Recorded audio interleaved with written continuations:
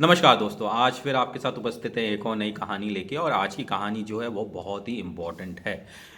Important इसलिए है कि इससे हमारे को जो है हमारे एक एनवायरनमेंट को के बारे में पता चलता है, और दूसरा जो है हम और आप मिलके ही दुनिया में हो रहे क्राइम को, किसी भी तरीके के क्राइम को रोक सकते हैं। तो चलिए शुरू करते हैं आज की कहानी।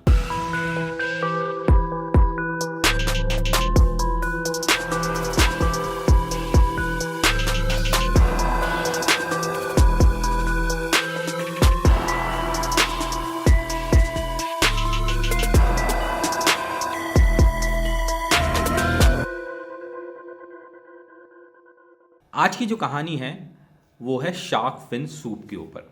जैसा नाम है वैसा आप अपने आप समझ गए होंगे कि ये कहानी जो है वाइल्ड लाइफ से रिलेटेड है, यानी कि वाइल्ड लाइफ क्राइम से रिलेटेड है। शार्क जो है वो ओशन की सबसे इम्पॉर्टेंट स्पीशीज़ है। इकोसिस्टम के लिए बहुत ही इम्पॉर्टेंट है शार्क, क्योंकि शार्क जो है बैलेंस रखती है आपका ओशन में इकोसिस्टम का। अब चाइना जो है दुनिया का सबसे बड़ा खपतबार है आपके चाइना में शार्क फिन सूप का। अब इसको लोग पीते क्यों हैं? अब लोगों को बहुत भ्रांति है कि शार्क के सूप के पीने से आप बहुत मर्दाना हो जाएंगे, आपके अंदर की बीमारियां ख़त्म हो जाएंगी। तो मुझे ये लगता है कि जो चाइना है, खासकर चाइनीज़ जो है, वो एक अंधविश्वास में जी रहे हैं। वो किसी ना किसी जानवर का कुछ ना कुछ इस्तेमाल करते हैं और उसको खाने में या दवाइयों में प्रयोग करते हैं। जैसे कि मैं इससे पहले की जो मैंने स्टोरी की थी वो बर्ड नेस्ट के ऊपर की थी कि बर्ड नेस्ट का सूप पीते हैं। उससे पहले मैंने की थी कि टाइगर की स्किन के ऊपर और टाइगर बोन्स के ऊपर मैंने एक स्टोरी की थी। मेरा जो है कि ये स्टोरी करने का माध्यम जो है वो सिर्फ इतना सा है कि मैंने अपने जीवन के जो शुरुआती साल हैं, जिसको हम 14 साल मैं कहता हूँ, 2002 से और 2020 में हम बैठे हैं, मैंने वाइल्ड लाइफ को बहुत नज़दीक से देखा और बहुत फोटोग्राफ किया और डॉक्यूमेंट्रीज़ की, इन्वेस्टिगेटिव शोज़ किए, इन्वेस्टिगेटिव डॉक्यूमेंट्रीज़ की। और मेरा जो प्रयास है वो ये है कि आप लोग इस क्राइम के प्रति जागरूक हों और रोकने का पूरी सहायता करें हर किसी को, चाहे वो एनजीओ हो चाहे कोई भी हो। आप उसमें अपनी सहायता देंगे तो क्राइम रुकेगा। हम लोग सिर्फ सीमित हो जाते हैं क्राइम अंडरवर्ल्ड को लेके, लेकिन शार्क भी, आई मीन वाइल्ड लाइफ भी बहुत बड़ा अंडरवर्ल्ड है। जो शार्क फिन सूप है, आप बिलीव नहीं करेंगे, कहते हैं कि $1 बिलियन की इंडस्ट्री है ये। मतलब कि शार्कों का कत्ल करना और उससे बिजनेस करना कि $1 बिलियन जो है आदमी कमा सकता है। तो आप खुद सोचें कितने बड़े माफियाज इसमें इन्वॉल्व होंगे। और सबसे ज़्यादा जो माफिया इन्वॉल्व हैं वो चाइना के ही इन्वॉल्व है, क्योंकि चाइना जो है दुनिया का सबसे बड़ा मार्केट है शार्क फिन सूप का।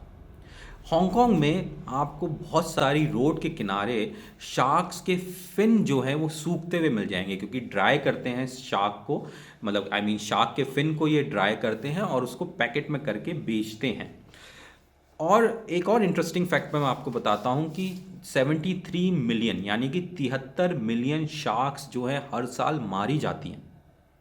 और आप जो हैं एक सूप का, एक बाउल सूप का, जो शार्क फिन सूप का एक बाउल का जो आप पैसा देते हैं वो अराउंड $100 देते हैं। तो सोचिए कितना बड़ा ये मार्केट है, ब्लैक मार्केट है। जैसे ड्रग्स का, वेपन्स का, वैसे ही शार्क फिन सूप का भी बहुत बड़ा ब्लैक मार्केट है। और आप किसी भी चाइना टाउन में चले जाइए दुनिया के, चाहे वो सैन फ्रांसिस्को का चाइना टाउन हो या लंदन का चाइना टाउन हो, और अगर आप चाइना में हैं और ताइवान में हैं या फिर वियतनाम में हैं या आप और किसी भी देश में हैं, फिलीपींस में हैं, आपको जो है शार्क फिन सूप मेन्यू में मिलेगा। यहाँ तक कि थाईलैंड में भी चाइना टाउन है। और मुझे याद है कि जब मैं शार्क्स के ऊपर वर्क कर रहा था और मैं ट्रैवल कर रहा था थाईलैंड से, मेरी कनेक्टिंग फ्लाइट थी, तो मैं एक दिन थाईलैंड में रुका था। और बैंकॉक में चाइना टाउन है, और बैंकॉक में जो चाइना टाउन है वहाँ पे बड़े बड़े बोर्ड्स लगे हुए हैं, खुले तौर पे बोर्ड्स लगे हुए हैं कि यहाँ पे शार्क फिन सूप मिलता है खुले तौर पे। जबकि बहुत सारी कंट्रीज़ जो हैं इसको इलीगल मानती हैं और इसको बिल्कुल बैन कर रखा है। अब ये फिशिंग कैसे करते हैं, शार्क को मारते कैसे हैं? बहुत सारे जो शिप्स होते हैं वो जो हैं समुद्र में उनको लाइसेंस होता है फिशिंग करने का।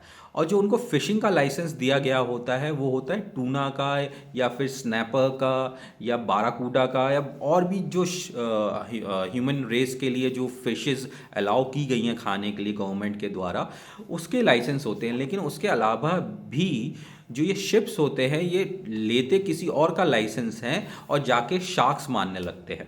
और शार्क का ये मारने का तरीका जो है, मतलब शार्क जब ये पकड़ते हैं जाल से या कांटे से, जो भी ये शिप्स हैं, और आप यकीन नहीं बनेंगे इतने क्रूअल होते हैं ये जो शार्क का शिकार करने वाले होते हैं कि ये जिंदा शार्क को जब ये बाहर निकालते हैं जाल से और अपने शिप पे लेते हैं, तो उसको जो उसका फिन होता है उसका फिन काट देते हैं जिंदा शार्क का, और फिन अपने पास रख देते हैं, और बाकी बची हुई शार्क मतलब जिंदा शार्क को सिर्फ उसके फिन काट के उसको वापस समुद्र में फेंक देते हैं। यानी कि 95% ऑफ होल शार्क जो है वापस समुद्र में चली जाती है, वो तड़पती है और मरती है। ऐसे समझ लीजिए ऐसे समझ लीजिए कि आपने किसी के हाथ काट दिए और हाथ काट के उसको सड़क पे छोड़ दिया चलने फिरने के लिए, तो वो कहाँ बचेगा। तो ऐसे ही शार्क को भी ये लोग मारते हैं, कितनी ब्रूचल तरीके से, कितनी दरिंदगी से मारते हैं कि उसके फिन काट के पूरी शार्क को वापस ओशन में फेंक दिया। अब इसकी एक हिस्ट्री में मैं जाता हूँ। हिस्ट्री ये है कि ये शार्क फिन सूप पहली बार कब हिस्ट्री में मेंशन हुआ। चाइना में एक डायनेस्टी थी जिसको कहते थे सोंग डायनेस्टी।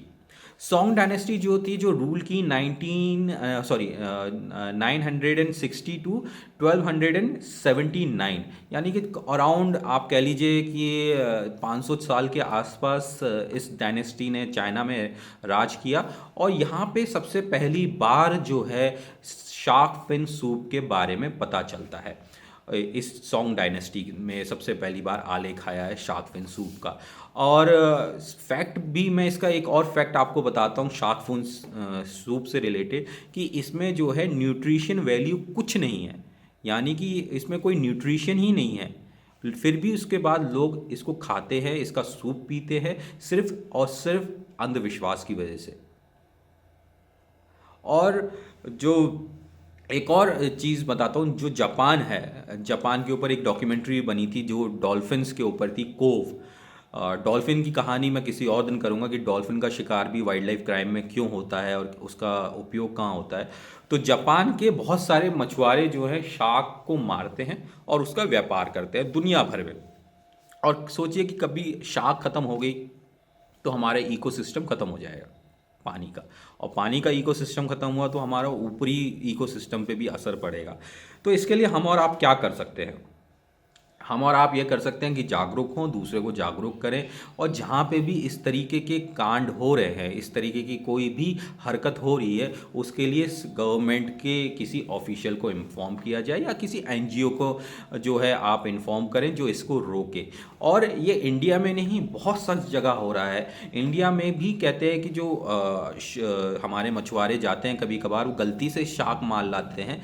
एक बार तो मुझे अच्छे से याद है, अराउंड 2000 अर्ली 2000 गलती से हमारे मछुआरे गुजरात में द्वारका की तरफ, अगर मैं गलत नहीं है जगह की, वहाँ पे उन्होंने वेल शार्क को, बहुत बड़ी मछली समझ के वेल शार्क को लेके आ गए थे और उसको काट के उसको बेचा था, क्योंकि वो वेल शार्क इतनी बड़ी होती है कि उसमें कई कुंटल वजन का मीट मिलता है। तो उन्हें लगा कि आज बहुत बड़ी मच्छी मिली है तो हम इससे ज़्यादा पैसे कमा लेंगे।